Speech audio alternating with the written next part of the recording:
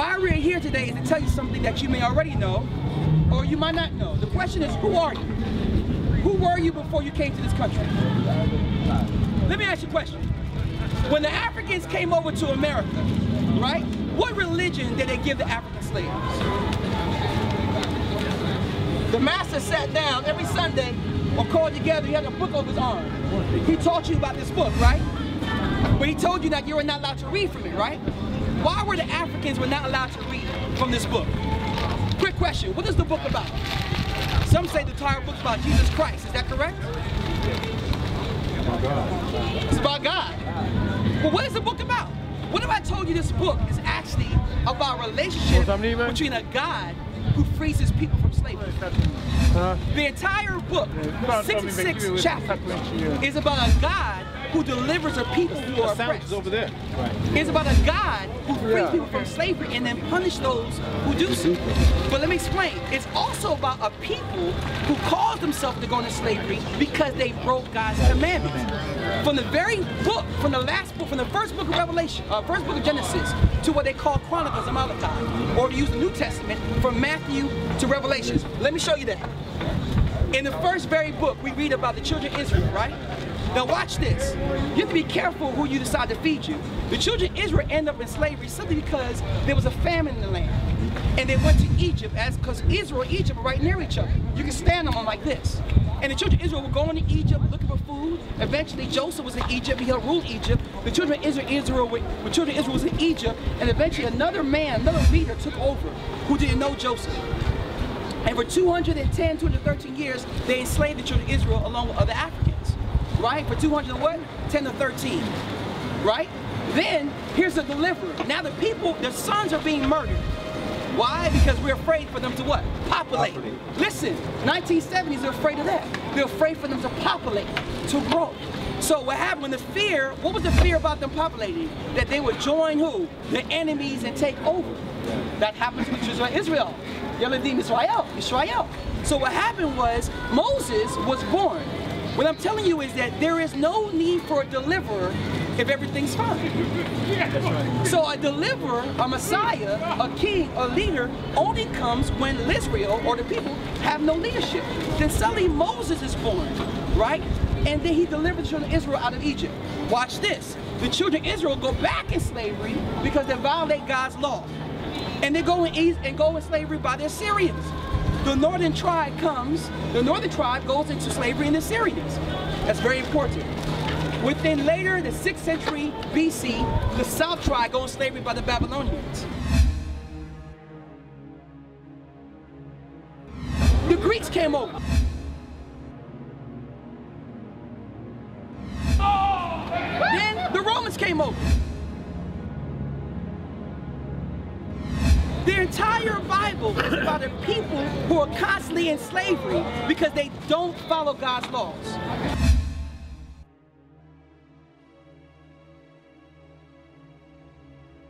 During the time of Jesus, who was the people in charge? The Roman Empire. Remember that Jesus is sentenced to death because he's saying that he's the king of the Jews, and he said there's no other king but who? Caesar. So now Jesus is warring against Caesar. He's sentenced to death for sedition.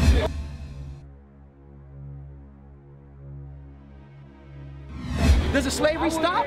What people destroyed the Roman Empire? What people destroyed the Roman Empire? Who? No, because in 70 AD, the Hebrews were taken into slavery and were dispersed out of Israel in 70 AD. Some were killed. Who destroyed the Roman Empire? No, I don't know, but I have a question you just made a statement. Yeah. I don't think Constantine was a part of the Roman Empire. He didn't destroy it. I don't think that Jesus ever said that he was a king of Jews. No, they said that he was king of Jews. Yeah, that's what they said. He never said he was king of the Jews. They said it. The point I'm saying is, who destroyed the Roman Empire? Real easy. It was the Europeans. They were called the Gothics. All right, 10 tribes. This coincides the revelations of Daniel chapter 7, the vision of the 4 beasts being Rome and 10 kingdoms. There were 10 Gothic tribes. Those tribes today become the 10 European nations. Ostrogoths, Vascots, Vandals. Let's use their modern names. English, West Germany, East Germany, France. So today the world is run by who? Europeans.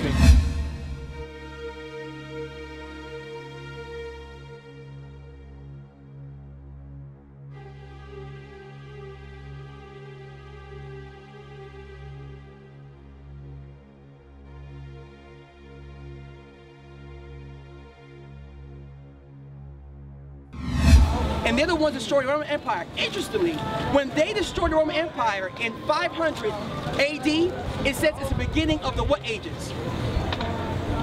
The Dark Ages. Why is it when the Europeans took over, it was the beginning of the Dark Ages? Because the Europeans, according to the Romans, were savages. They didn't know how to read. They didn't know how to write.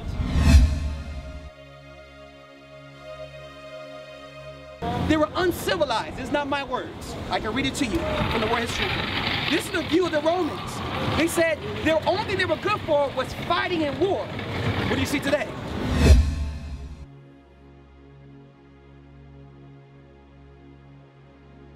Now, don't get me wrong. We do not believe or uphold racism. We're not talking about racism. Right. We're talking about truth. But some Africans are off the chain too. That's right. So I'm not going to sit there and try to play Europeans with this, because Europeans at one point were Africans. We all came from Northeast Africa, so let's not get it twisted. That's right.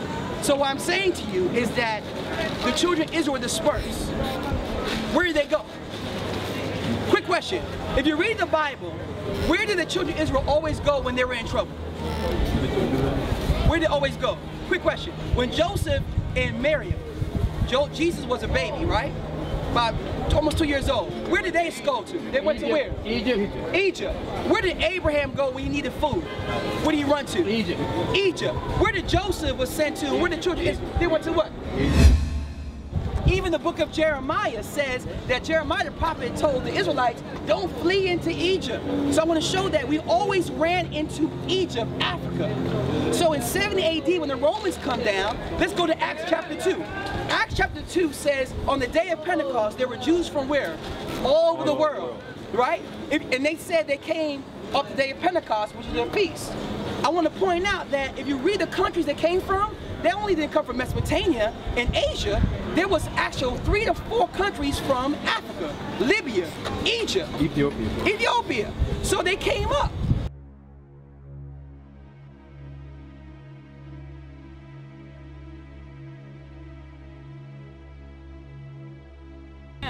Quick question. The book of Genesis chapter 15 or chapter 13 says that Abraham had a dream. God said that Abraham had a dream, Moses writing, that he saw his children enslaved for how many years? 400 years. Quick question, how long were African Americans enslaved? 400 years. Watch this. The first ship that comes from England is called Good Ship Jesus, all right? I want to point out that this ship sailed in 1560 what? 1563. Let's count 400 years in the future.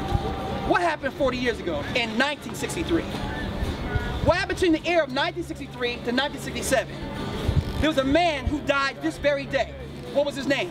Martin Luther King. And what happened in 1963, 1967 was the first time a letter was written saying, stop the desegregation, stop the oppression. 400 years.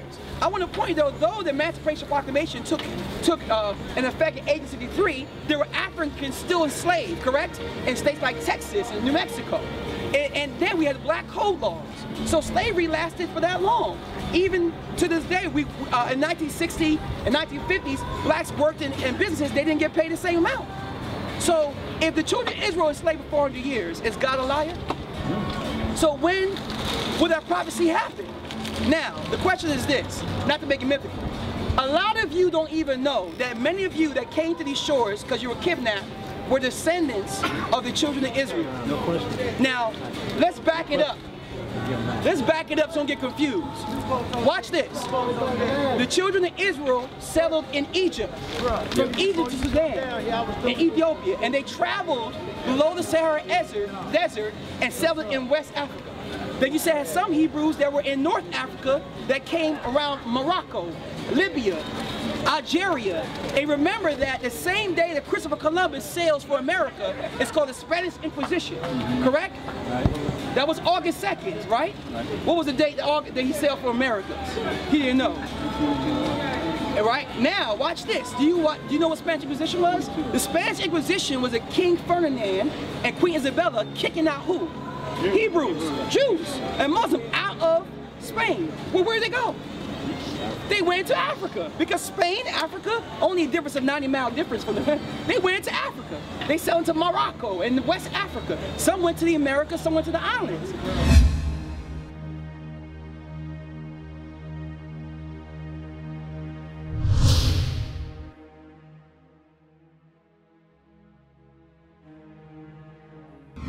So when in the same period Hebrews are there, something terrible happened. The Europeans came and decided, let's treat Africa like a buffet.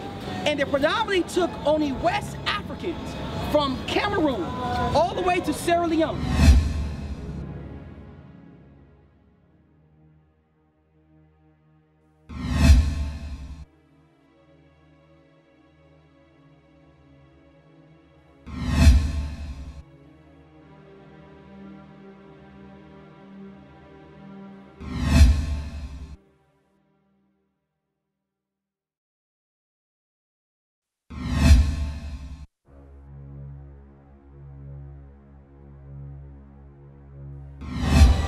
Now, let me ask you something, brother. yes. Why do they, a lot of times they portray the white Jews. We never see this. I'll answer that question right now.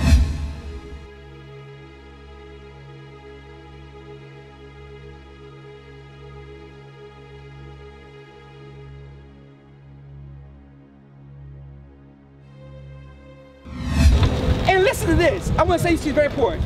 Let's get away from this. Jews are not white and Jews are not black. Amen. Okay? Jews are not, you're a Jew. You're a Jew. Yeah, but I'm I'm a Jewish Turk. Okay. No,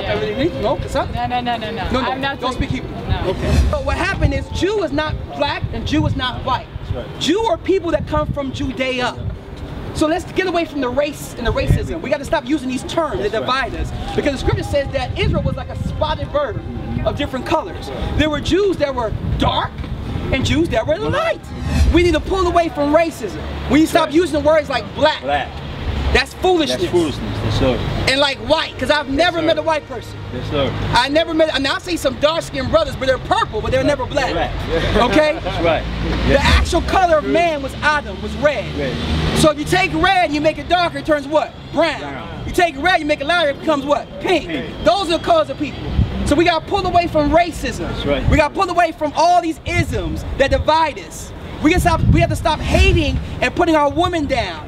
Right, and then have a woman that produce children that hate us. It's a dangerous cycle. Dangerous cycle. We have to start showing love to our communities. Each one of y'all need to go and reconcile with your parents if they're still alive. And then each of y'all need to find the woman you don't have children, or you know you got some kids from that woman. Try to act like it's not yours. That child got your big nose and big eyes.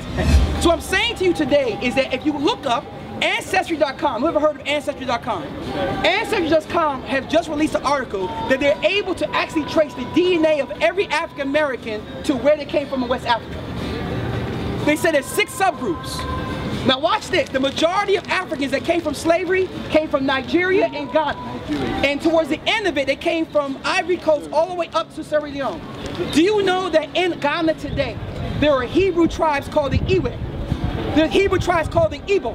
There's Hebrew tribes throughout West Africa that right now know who they are. But the children of Israel who came over here have no idea where they came from. Now watch this. Who wrote the Bible? Okay, let's not be mythical. Who wrote the Bible? It was men. What kind of men? Multiple men. They were Hebrew men. They were Hebrew men, right? So how does a European take a Hebrew book, enslave you, and keep you from reading it when the whole book is about how a God delivers slaves? Why do you think they didn't want you to read the book? The entire book is about how a God helped David defeat Goliath, how Moses defeat the Egyptians, how Daniel stood in the courts of Nebuchadnezzar and they said we must follow Daniel. Daniel was a slave. What I'm trying to tell you is that your ancestors were not only ancestors of African people, but some of them were descendants of the Hebrew people. No question. This is not debatable. No, this is scientific proof. Yes. Now the question is, what are you going to do with this information? Do you keep on going down the same path? You wonder why that we're #1 in cancer, #1 in HIV, #1 in STDs, #1 in diabetes. How are we #1 in the worst things in the world, but yet we only make up less than 10% of Americans? Because we are turned our backs against God and the God of Israel. And we've taken on. So quick question, if you were enslaved and you were free as a slave, what religion and lifestyle did the slaves keep after they were freed? Wasn't it the religion lifestyle of their master? Now you're wondering why the church is getting bigger and you're getting sicker. You think they would give you a religion that will free you? You think they'll give you a man of worship that will free you? So when Africans were then freed as slaves, they still follow the lifestyle and religion of their slave master. He's telling the children of Israel before he dies, he prophesied to them and said, know of a surety, if you turn your hearts away from God. The book of Deuteronomy chapter 28 verse 45 to 47 and then verse 68 says, you shall go in slavery in ships to a land that your fathers did not know. A land at the end of the earth. Quick question. What was the country that was considered the end of the earth 400 years ago? The New World. The New World. Where's the New World? Yeah. It says the country shall come against you shall be as the eagle flies. What's the symbol of America's government? Eagle. He says that you shall go in slavery and you will not come back for 400 years. Almost. Right? Now, the first slave ship, 1563. How long have Africans been in slavery? 400. So is God a liar? So since Moses wrote that prophecy after he already delivered the children of Israel from Egypt, we know that prophecy is a futuristic prophecy. It was written in Genesis where it said 400 years with Abraham's vision. So it's time for you to wake up. Last thing, there's a judgment and destruction that has to happen to a land and a government of people who do wickedness. It's scientifically, mathematically proven. You don't want to be here when destruction comes. Scientifically, your body's connected to the planet. When you do evil, you cause the planet to turn against you. So what happened, tornadoes will come, earthquake will come, water will come. Why? Because your body is made from the same exact element of the planet. When you're sick, you detox. Mucus comes out. You start to sneeze. That's telling you that your body's sick. Now the earth is sick. What is it doing? It's sneezing. It's coughing. It's detoxing. It's going to destroy whatever destroys it. Because the Creator made a planet that was connected to us and we connected to it. If we don't take care of it, it will then push us out and find a new generation to take care of it. So what am I saying to you? What I'm saying to you is this. We are here to let you understand who you are. Now, don't get it twisted. I'm not saying every single one is a Hebrew. I'm saying the Hebrews were taking slavery. But the fact of how they breed us so much, the lines are on cross that's in there. So what do you do with this? You got to turn back your hearts to Jerusalem.